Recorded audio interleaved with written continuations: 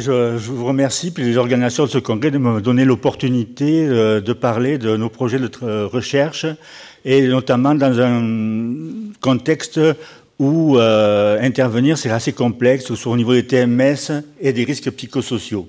Donc l'objectif de ma présentation, c'est aujourd'hui, c'est de décrire et discuter d'une démarche d'intervention ergonomique sur les TMS et la santé psychologique du travail, issue des études menées donc dans les centres 911. Quand on parle d'intervention dans un domaine, ce domaine, c'est un domaine où les facteurs sont d'origine multifactorielle, et aussi en termes de risques psychosociaux et santé psychologique, on intervient sur la dimension subjective du travail. Et notamment, pour l'ergonomie, ça se situe aux enjeux au niveau organisationnel relatif entre l'écart de la tâche prescrite et de la tâche réelle. C'est-à-dire qu'au niveau de la tâche prescrite, si vous voulez, on ne peut pas tout prescrire. Il y a donc des imprévus dans le travail que le travailleur doit prendre en compte, des variations dans le travail, mais également en termes de personnes. Travailler, c'est aussi mettre de soi dans le travail, relever des défis et se développer dans le travail, parce que le travail, c'est pas uniquement une source de maladie, c'est une source aussi de bien-être. Et donc, cet aspect-là aussi est un élément important qui participe à ça. Et donc, pour se développer à ce niveau-là, nous avons apporté une approche multidisciplinaire dans la compréhension des problèmes. Et vous verrez, je vous expliquerai un peu, on a donc convoqué l'étude épidémiologique, l'analyse ergonomique du travail, mais aussi la psychodynamique du travail, la physiologie, notamment au niveau cardiaque, et la biomécanique. Ces recherches-là, si vous voulez, le fil directeur, ça a été la démarche d'intervention en ergonomie. Un peu rappel, la démarche d'intervention ergonomique, c'est placer la question du travail au centre de l'intervention. On n'intervient pas pas uniquement sur les caractéristiques humaines ou sur les caractéristiques des moyens de travail et l'organisation, mais ce qu'on regarde, c'est l'interaction entre ces éléments-là. Donc, c'est questionner le travail, c'est donc développer une demande par rapport aux questions du travail. Et on va voir comment on est arrivé à ça pour mobiliser les acteurs. L'autre aspect aussi, c'est que dans l'intervention ergonomique, c'est pas uniquement l'acquisition des connaissances, mais comment on mobilise les acteurs. Et il y a deux éléments qui sont assez importants. C'est par rapport au modèle de Geneviève Rigengra, c'est à partir des dispositions et des capacités des acteurs, dont on part de leur point de vue. Et aussi, ça implique aussi d'importance d'intervenir dans la durée. C'est pas avec un seul projet qu'on prétend pouvoir travailler là-dessus. C'est comme vous l'avez expliqué, une succession de projets. Donc, la demande pour le 911, elle vient de l'APSAM, qui est une demande relativement générale concernant la prévention des TMS et problèmes de santé psychologique. Et je crois bon aussi de souligner que c'est un cas de recherche subventionné, donc il fallait démontrer l'aspect pertinence et priorité qu'on a fait par l'étude épidémiologique, mais aussi ce que je trouve qui est important de souligner positivement au niveau de l'Institut, c'est que par les outils que se donne l'Institut, comme la programmation thématique de recherche, qui permet justement d'enchaîner une section de projet, qui permet d'intervenir dans la durée et de mobiliser les acteurs et d'évoluer avec les acteurs pour agir, c'est, je trouve, un élément très important qui doit être conservé mais enrichi au niveau de l'Institut, et aussi au niveau de la collaboration entre chercheurs et conseillers, et notamment, là j'ai travaillé avec Charles Gagné à ce niveau qui est à mon sens un élément très positif. Au niveau de l'intervention, quand on commence les projets, le dispositif d'intervention c'est un dispositif minimal. On a travaillé avec 5 gestionnaires des centres 911, c'est des coordonnateurs de services. Ces centres-là, je vous dirais, ils sont dans les services de police municipale, si vous voulez, le conseiller de l'APSAM, des chercheurs, dont je me suis associé dans ce projet-là comme un des chercheurs principaux avec Louise Saint-Arnaud, l'Université Laval, et le conseiller en valorisation de l'IRSST. Voici la programmation thématique de recherche. Elle s'articule autour de 3 projets. Une étude de prévalence des troubles musculo-squelettiques qui a répondu à la question de pertinence et priorité. Une autre étude, projet de recherche qui est étude pour intervenir sur la réduction des troubles musculo-squelettiques et de santé psychologique. Et, si vous voulez, une troisième étude qu'on vient de terminer, qui en rapport devrait paraître, c'est le développement d'une démarche de soutien aux activités de prise de répartition des appels d'urgence. Et ces 3 projets ont été éléments, c'est que une des sorties qui a été faite au niveau, suite à l'étude de prévalence, c'est que, avec les changements qui étaient des fusions municipales, les centres ont renouvelé le mobilier. À partir de cette étude-là, ils ont choisi d'introduire des postes à travail assis debout, permettant d'agir au niveau des risques physiques, de troubles musculo-squelettiques, puisque plusieurs préposés occupent un même poste. Ça permet donc de régler les postes de travail de façon aux contraintes, aux exigences anthropométriques de chacun des préposés. Et ensuite, il y a deux éléments que je reviendrai à partir du deuxième projet. Je reparlerai. L'organisation avec Charles Gandier de l'équipe de soutien de valorisation, des colloques et la production d'une vidéo. Au niveau de rappeler rapidement un peu les centres d'appel d'urgence, on les connaît. Hein, c'est des centres de communication santé où le citoyen qui est en difficulté, qui a une d'urgence, va appeler le 911.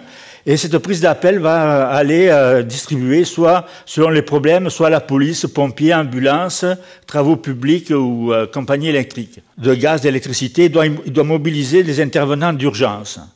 Pour ça, il y a environ 36 centres au Québec, répartis sur toute la province. Et à ça, nous, on a travaillé avec 5 de ces centres-là au départ. Ce sont des employés col blanc municipaux. Leur formation est assez minimale au départ. Les exigences d'emploi, c'est d'avoir son secondaire, de parler anglais, puis chaque centre a un peu ses critères, mais comme par exemple l'aspect de résistance au stress, si vous voulez, mais c'est des critères à ce niveau-là. La formation il y a des formations au cégep, mais en réalité, en fait, la formation se fait surtout dans les centres parce que dans les cégeps, ils sont pas équipés au point de vue technologique comme dans les centres, donc ils n'ont pas les mêmes procédures. Donc la formation essentielle se fait à l'entrée. Il y a 1 mois de formation à peu près pour les nouveaux préposés. C'est une profession qui a été peu structurée, elle est encore peu structurée. C'est un travail quand même qu'on va revoir avec des exigences cognitives, relationnelles, émotionnelles qui sont peu reconnues. Et aussi souligner, on a moins travaillé là-dessus, mais c'est important, l'importance des technologies de l'information et de la communication, parce que, si vous voulez, c'est un milieu très évolué, où les technologies évoluent. Maintenant, on parle des SMS, de la vidéo, etc. Donc, c'est un milieu en pleine évolution par rapport à la question des technologies de la communication. Alors, en termes de reconnaissance du problème, si vous voulez, l'étude de prévalence qu'on a fait sur 150 préposés de ces 5 centres-là a montré qu'il y avait une prévalence élevée des troubles musculo-squelettiques, et notamment, à l'époque, il n'existait pas Ecotest. On a comparé avec l'étude de Santé sociale Québec, 98, et montré, par exemple, que, pour le coup, les risques étaient 5 fois plus élevés chez les préposés. La détresse psychologique, c'était 50% par rapport à 21% pour l'enquête Santé-Sécurité Québec. Les facteurs de risque psychosociaux, dont je ne les énumérerai pas tous, mais l'attention au travail aussi, c'était 3 fois plus élevé. Plus des facteurs de risque liés aux aspects physiques. Donc, vous pouvez montrer que c'était un milieu qui était à risque et donc qui méritait quand même qu'on y regarde de plus près. Là, il y a ce niveau-là, quand on fait sortir ces chiffres-là, ça peut faire peur, si vous voulez. À ce niveau-là, bon, il y a beaucoup de problèmes. Comment on va se débrouiller? Et si vous voulez, et puis là, on peut parler, c'est la force de la personne, la faute de l'organisation, etc. Nous, on a essayé de regarder par rapport à la question du travail. Et nous, comment on a interprété ces chiffres-là, si vous voulez, c'est de dire, puis ça a été fait aussi avec le comité de suivi, à dire, en fait, c'est un travail qui est complexe, qui est plus connu parce qu'il y a peu de recherches, il y avait peu d'études là-dessus, ça commence un peu, mais il y a encore peu d'études dans ce milieu-là. Et donc c'est un travail complexe qui était souvent considéré comme simple standardiste ou téléphoniste. Et donc il fallait mieux comprendre la problématique au niveau des situations de travail. Et donc c'est cette interprétation-là qui a permis un peu de continuer à travailler avec le comité de suivi. Je ne détaillerai pas évidemment tous les résultats des études. Là, on a continué à faire une étude. Je vais présenter la deuxième étude juste les constats généraux. En fait, dans cette étude-là, c'est que cette étude-là, en fait, elle a parti ce qu'on appelle dévoiler le non prescrit. Notamment, un des éléments, c'est l'activité de communication avec le citoyen, ce que l'on va appeler les situations d'appel difficiles.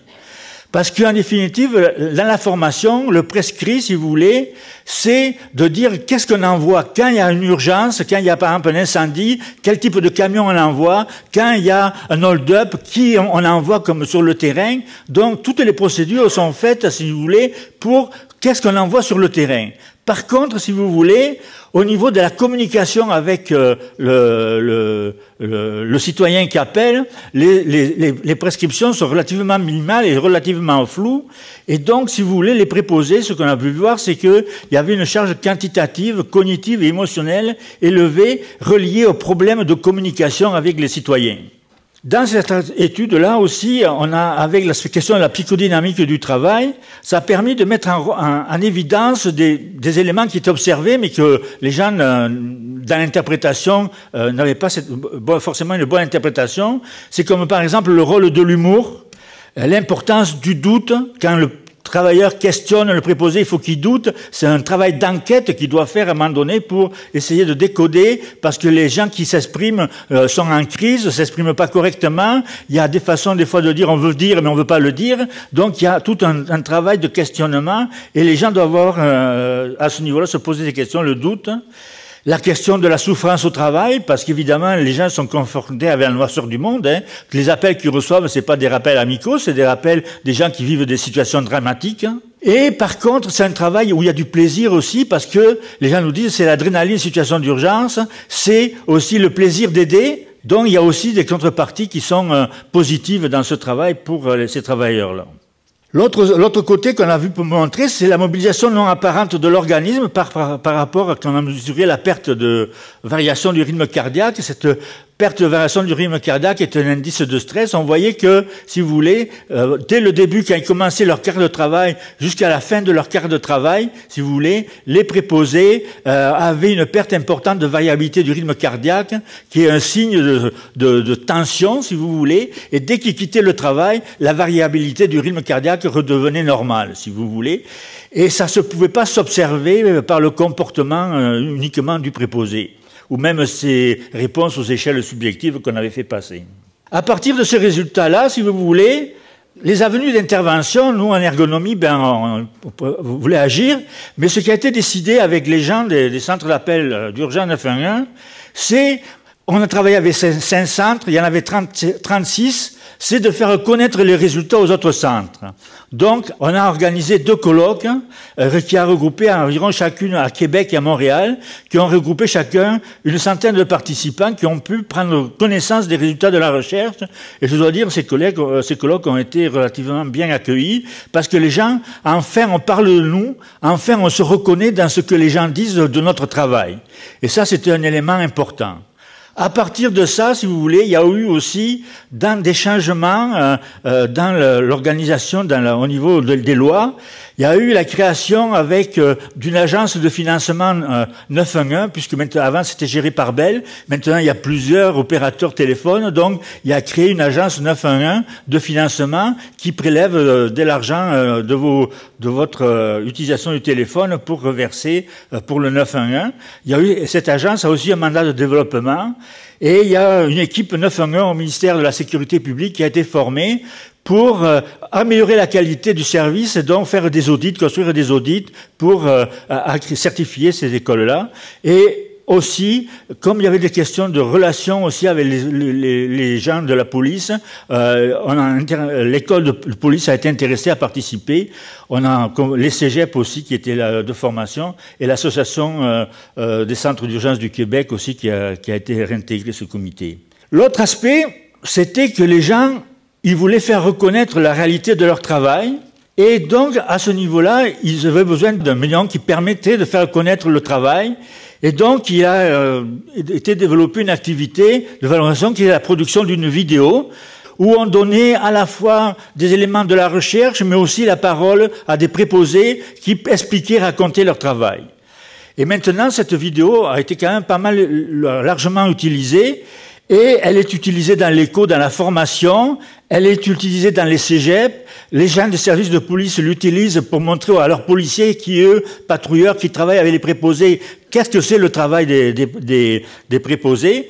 Et l'autre aspect, moi, qui je trouvais qui était important en tant qu'ergonome, on ne peut pas laisser, c'est déjà pas mal d'éléments, mais je voulais aller plus loin, c'était comment on fait maintenant pour soutenir les préposés dans les situations d'appel difficiles. Dans ce contexte, parce que les préposés, en fait, ce qu'on a vu, c'est qu'ils étaient plus ou moins laissés à eux-mêmes face aux appels difficiles. Il y a évidemment, on a montré qu'il y avait un soutien collectif du groupe de préposés quand ils travaillent ensemble. Ils se parlent, ils se communiquent, mais ce n'était pas suffisant. Face aux difficultés relationnelles avec les citoyens, les situations arrogantes, inciviles, en crise, des gens qui ont des problèmes de santé mentale qui appellent au 911, le fait de garder la ligne avec un citoyen qui menace de se suicider, dans une situation qui vit d'une situation dramatique ou qui, dans une personne barricadée ou dans un cas de prise d'otage, par exemple, où, bon, théoriquement, le préposé, dans ces situations barricadées, il doit transférer l'appel à un policier enquêteur, un négociateur de la police, mais des fois, souvent, il peut pas le faire parce que s'il le fait, il va perdre la personne. Et donc, ça va être lui qui va rester en contact avec cette personne-là, pour pas perdre le contact avec ces personnes-là. Il y a la question des répartitions difficiles, demandes non explicites. Des fois, les gens s'expliquent que c'est les incendies majeurs, les zones grises entre droit criminel et civil qui fait que est-ce que vous envoyez les policiers ou pas. Il y a tout un tas de questions qui étaient comme ça, où les gens n'avaient pas forcément de formation et n'étaient pas, donc ils développaient des façons de faire, si vous voulez, empiriques sur le terrain. Donc l'objectif dans cet aspect-là, c'est de mobiliser les acteurs pour agir. Et donc nous avons fait une activité qui était de faire état des pratiques existantes et identifier les améliorations à apporter et proposer des démarches et des moyens de soutien centrés notamment sur la formation et sous la question des espaces de parole pour prendre en compte cette dimension cognitive et subjective du travail. Alors on a fait une étude réalisée dans DICO. Et on a fait des entrevues avec à la fois des responsables, des formateurs de ces centres-là et des préposés. Les constats de cette étude-là, si vous voulez, ça montre que les formations disponibles sur le marché ne sont pas adaptées au travail des préposés. Il y a des gens qui font des formations concernant l'aspect des suicides, mais vont insister sur, par exemple, comment détecter une personne suicidaire, par exemple. Donc, il y a ces éléments-là, mais par rapport au contenu du travail du préposé qui est à la fois, par exemple, de parler avec cette personne qui menace de se suicider pour savoir où c'est qu'elle se trouve d'abord, pour envoyer les secours, et ensuite la tenir en ligne pendant des fois 5 minutes, des fois 15 minutes, des fois 20 minutes, en attendant que les secours arrivent, et la tenir en ligne sachant que si jamais je dis un truc de travers, est-ce que la personne va passer à l'acte, etc. Ce qu'on a vu, avec l'expérience, évidemment, les préposés ont développé des savoir-faire pour gérer ces situations-là.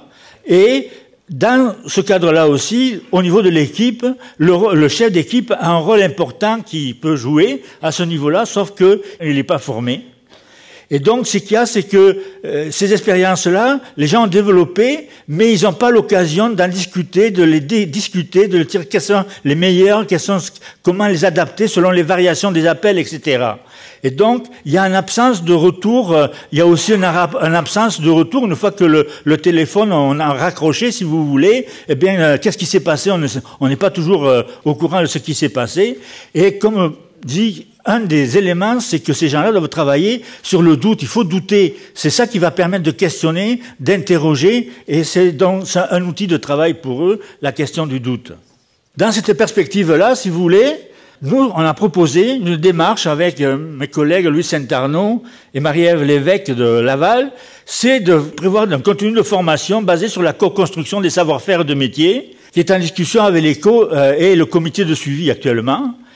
Donc, c'était créer un comité provincial qui coordonnerait la démarche, où chacun des co-intéressés va développer une formation par rapport à une situation d'appel difficile. Cette situation d'appel, ce comité-là va le valider dans son propre co et va le présenter aux autres co pour le valider, pour aboutir, si vous voulez, à cet aspect-là de formation et concernant les situations d'appel difficiles qui vont être identifiées par les personnes. Actuellement, si vous voulez, cette proposition a été intéressée. Il y a même un co qui a déjà commencé. Mais là se pose la question, c'est que l'IRSST, à un moment donné, il faut qu'il se retire de ce projet-là. C'est pas notre mandat de suivre ça. Donc, si vous voulez, qui c'est qui va être pris en charge à partir du projet de l'IRSST? Comment va se faire la prise en charge par le milieu? Alors là, le débat est engagé entre les partenaires au niveau du comité de suivi. Nous, c'est une organisation provinciale qui doit organiser cette prise en charge. Il y a le ministère de la Sécurité, il y a l'agence 911, et dans cette prise en charge, parce que ces organismes, aussi bien l'agence que le ministère, ont des groupes qui touchent la formation des préposés.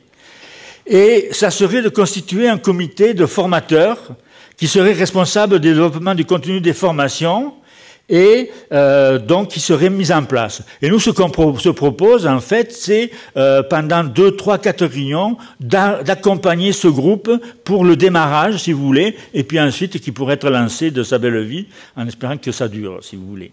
Donc, à ce niveau-là, en termes de conclusion, on voit que notre activité, ça a été d'évoluer la reformulation de la demande sur une problématique de travail, c'est-à-dire ici, c'était les situations d'appel difficiles, si vous voulez. On ajoute l'importance de l'apport d'une démarche multidisciplinaire dans l'analyse.